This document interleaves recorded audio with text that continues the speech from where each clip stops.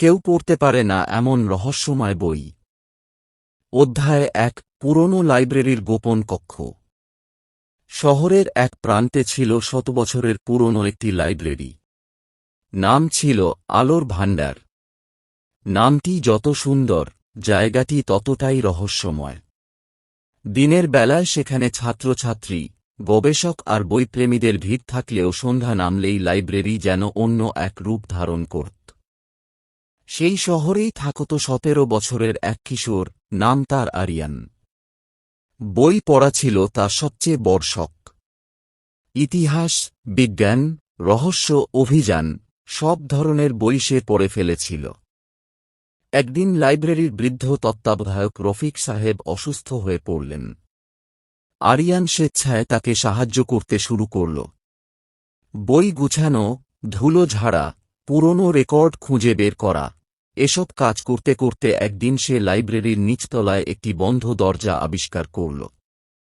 দরজাটির ওপর লেখা ছিল, যে সত্য জানার জন্য প্রস্তুত নয়, সে এই দরজা খুলবে না। স্বাভাবিকভাবেই আরিয়ানের কৌতূহল বেড়ে গেল।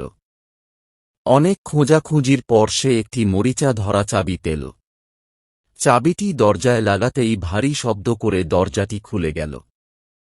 ভেতরে ছিল একটি ছোট কক্ষ, আর কক্ষের মাঝখানে একটি মাত্র বই। অধ্যায় ২। অদ্ভুত বই। বইটির মলাট কালো চামড়ার ছিল। কোনো নাম নেই, লেখকের নাম নেই, এমনকি প্রকাশকের চিহ্ন নেই। আরিয়ান বইটি খুলতেই অবাক হয়ে গেল। পাতায় অদ্ভুত সব চিহ্ন। এমন ভাষা সে জীবনে কখনো দেখেনি। পরদিন সে বইটি ভাষাবিদ অধ্যাপক হামিদের কাছে নিয়ে গেল। অধ্যাপক অনেকক্ষণ দেখে বললেন, আমি ৪০ বছর ধরে ভাষা নিয়ে গবেষণা করছি, কিন্তু এমন লিপি কখনো দেখিনি। এরপর বইটি আরও কয়েকজন বিশেষজ্ঞের কাছে নেওয়া হল। কেউ পড়তে পারল না। কেউ বলল এটা কোনো হারিয়ে যাওয়া সভ্যতার ভাষা।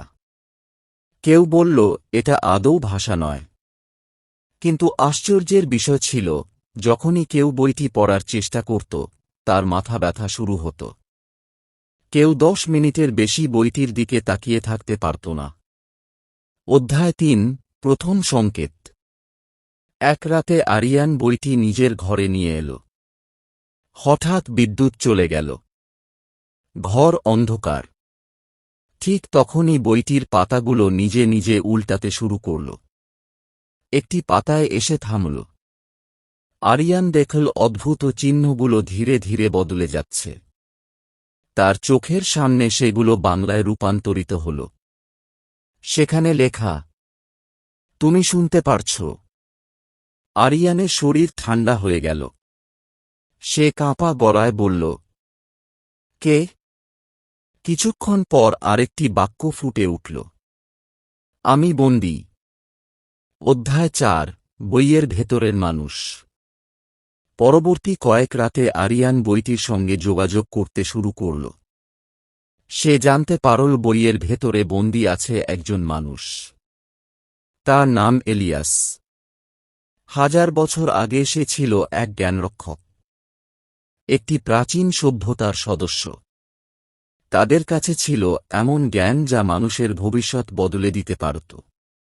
কিন্তু সেই জ্ঞান দখল করতে চেয়েছিল এক অন্ধকার শক্তি। নিজেদের জ্ঞান রক্ষা করতে তারা সব তথ্য একটি জীবন্ত বইয়ের মধ্যে লুকিয়ে রাখে।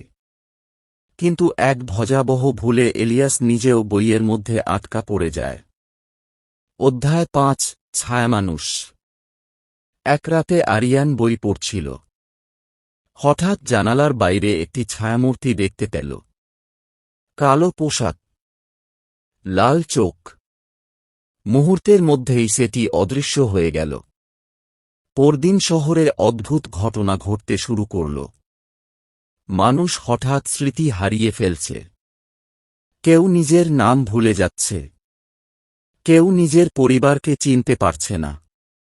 এলিয়াস জানাল, অন্ধকার শক্তি জেগে উঠেছে। ওরা বইটি খুঁজছে। অধ্যায় ৬। হারানো মানচিত্র। বইয়ের ভেতরে লুকিয়ে ছিল একটি মানচিত্র, কিন্তু সেটি দেখা যেত কেবল পূর্ণিমার রাতে।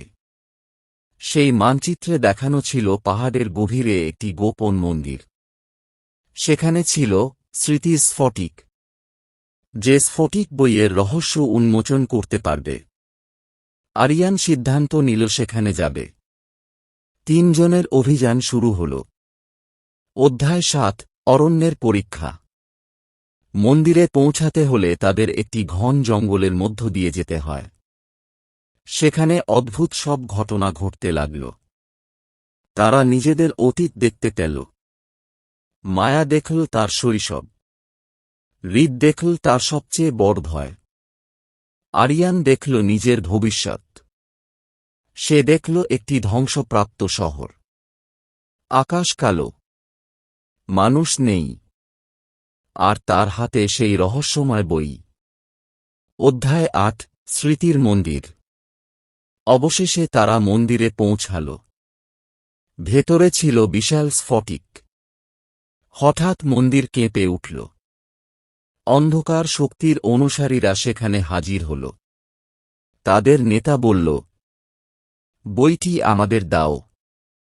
ওর ভেতরের জ্ঞান পৃথিবী শাসন করতে সাহায্য করবে। আরিয়ান রাজি হল না।